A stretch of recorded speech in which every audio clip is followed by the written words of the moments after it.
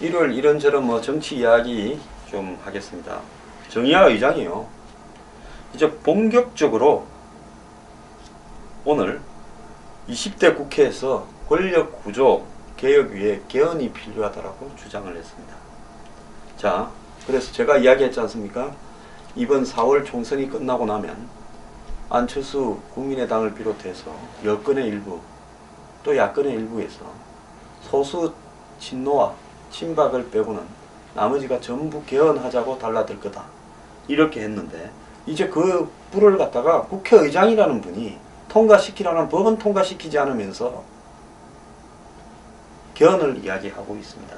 자, 이분은 뭐라고 이야기를 하는가 하면요, 개헌을 통해 중앙으로 집중된 권력 구조를 지방과 공존하는 형태로 바꾸어 가야 된다. 참, 개헌을 주장하는데 명분이 지금 중앙과 지방이 무슨 서로 공존 안 하고 중앙만 잘 나갑니까? 지방에 있는 성남에 있는 시장은 자기 마음대로 청년 배당이라고 해가지고 상품권 12만 5천 원 나눠줬다가 나눠주자마자 몇 분 만에 카드깡이 되어서 12만 5천 원짜리 상품권이 8만 5천 원이 됐다, 이런 보도도 나오는데, 이래도 중앙과 지방이 공존이 안 돼서 문제가 있습니까? 그래서 국민의 목소리를 담아낼 수 있는 중대선구제나 권역별 비례대표제와 같은 선거구제의 도입이 필요하다.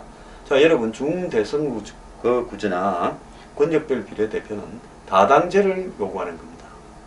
자, 오스트리아식 이원 집정구제가 되려면 필연적으로 다당제 연정이 유리하다고 보는 겁니다. 다당제를 만들어서 여러 당이 결합을 해서 이 권력을 꾸리고, 거기에서 대통령은 국민한테 아무 권력도 없는 대통령은 복귀하고 총리는 국회에서 자기들끼리 뽑고 장관도 저거가 나누는 이런 시스템을 원하는 겁니다. 그러면서 항상 이렇게 개헌을 이야기하는 사람들은 시대의 변화에 따라서 이제 정치 시스템도 바꿔야 된다. 그러면서요, 안보나 북한과 대치하는 현실에서 우리나라가 대통령이 힘이 하나도 없는, 권력이 여러 군데 다 분산되어 있는 이런 이원집정부제 이 분권적 개헌이 되었을 때 과연 국가의 안보가 지켜질 것인가에 대해서는 절대 말하지 않습니다. 저는요, 만약에 20대 국회가 개헌에 나선다면 저는 결국은 최종적으로 국회에서 통과시키더라도 200명 이상이 찬성해서 국민 앞에 국민투표를 해야 될 건데요, 저는 길거리에서 국민들을 모아가지고 개헌 반대하기 위한 국민연합이나 이런 조직을 만들어서 기어코 개헌을 좌절시키는 쪽에 아주 도시락을 싸들고 일을 할까 생각을 하고 있습니다. 지금 개헌 이야기하는 사람들은 전부 나쁜 사람들이다. 국민 여러분들 그렇게 생각하고 개헌 말을 올린 사람은 이번 총선에서 전부 낙선시켜 주길 바랍니다.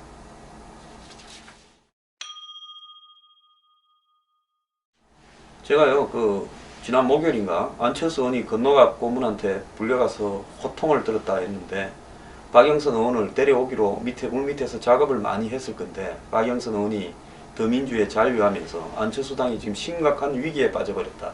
20명 교섭단체를 채울 수 있을지도 지금 의문이다. 이런 상황입니다. 그런데 박영선 의원이 이 경제민주화 실천 가능성 때문에 더불어민주당에 남았다. 그래서 자기가 말해왔던 경제정의, 사회정의를 위한 경제민주화와 정치혁신에 매진한다, 이런 이야기를 하고 있습니다. 자, 제가 여기서요, 박영선 의원 이야기를 별도로 하는 이유는, 박영선 의원은 김종인 위원장과 한 30년 알던 사이입니다. 굉장히 둘이 가깝습니다.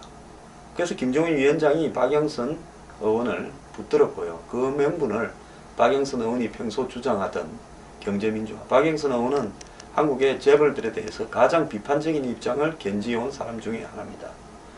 근데 여기서 새누리당이 굉장히 조심해야 될 부분은요, 자, 우리나라가 점점 양극화가 너무 심한 단계로 가고 있고, 20대에서 40대 중 다수는 사실 지금 빈곤층이나 서민으로 완전히 전락해 가고 있는 것이 현실입니다. 이 현실에서 이 더민주당 친노와 더불어서 경제정의, 경제민주화를 주장하는 사람들이 분노에 불을 지르게 되면 그 불이 굉장히 세게 붙을 수 있다는 겁니다. 그리고 거기에 마침 바람이 하나 제대로 불면, 그 바람이 뭔가 하면 삼국지의 적벽대전에서 그 바람이 제대로 불어서 조조군대가 다 이렇게 타버리지 않습니까? 그래서 그 바람이 무슨 바람인가 하면 한국의 경제 위기가 이 현실화되는 바람이 불게 되면 저는 내년 대선 어렵다고 보고 있습니다. 그런데 그런 바람이 불 조짐이 지금 눈앞에 와 있다고 대다수의 경제 전문가나 국민들도 피부로 느끼고 있습니다. 그렇기 때문에 문재인이 친노가 어떤 사람들입니까? 저 정권을 주는 비대위 선대위원장을 김종인 씨에게 양보를 해서 친노가 무슨 일을 당하려고 그랬겠습니까?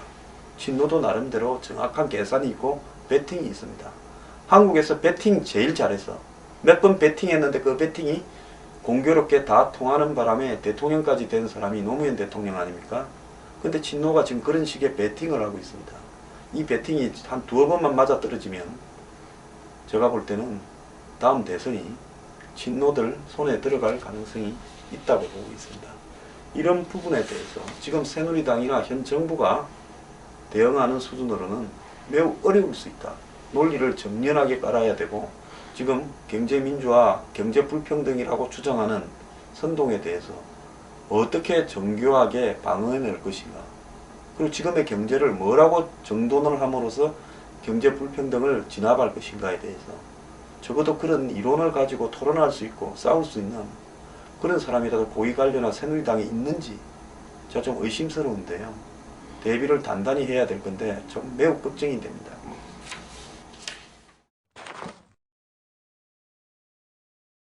미국의 국무부 부장관이 한국에 왔다가 중국의 대북 제재를 협의하고 중국으로 갔는데 중국에 가니까 이 부장관하고 이야기해야 될 중국적 파트너들은 중동에 가버리고 없더랍니다.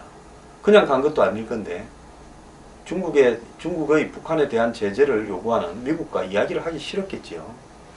자, 미국은 지금 북한의 광물까지도 제재를 해야 된다.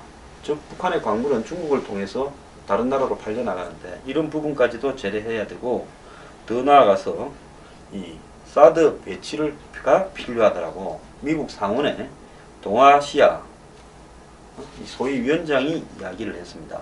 이 가드너 의원인데요. 가드너 의원은 이 한마디로 이 사드 배치 부분을 이제는 북한에 대한 제재를 강화하는 것과 더불어서 한국 측에 공식적으로 협의에 들어가야 된다. 이런 부분을 이야기를 하고 있습니다. 자, 지금 중국은 북한에 대한 제재 부분을 전략적으로 그러는 것인지 아니면 일부러 그러는 것인지 모르지만은 굉장히 이전과는 다르게 소극적으로 나오고 있고 회피하고 있습니다. 이 속에서 미국은 금융 제재, 중국과 북한 간의 국경 통제, 무역 통제 등을 이야기하고 나아가서 한국에 사드 배치를 해서 북한을 견제하자 이렇게 가고 있는데요. 아마 올해 최대의 문제는 한국의 사드 배치를 하는 문제를 둘러싸고 중국과 미국, 한국 간의 신경전이 될 거라고 보고 있습니다.